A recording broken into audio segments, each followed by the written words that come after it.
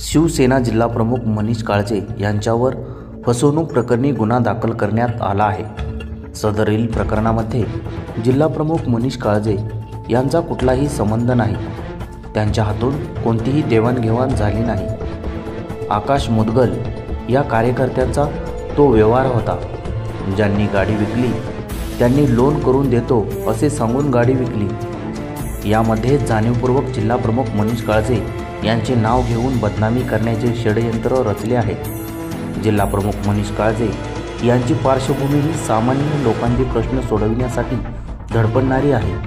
त्यांचा लोकांशी असणारा थेट संपर्क यामुळे ते कायम चर्चेत असतात। ज्या गोष्टींमध्ये कोणताही संबंध नसताना त्या गोष्टींमध्ये त्यांचे नाव गोवण्याचे षडयंत्र त्यांचे विरोधक करत असतात। मागील काही महिन्यांपूर्वी डिजिटल बॅनरवरून जिल्हाप्रमुख मनीष काळजे व पोलिसांमध्ये वादही झाले होते। त्यातच त्यांच्यावर गुन्हा दाखल झाल्याने अनेक चर्चा सुरू आहेत।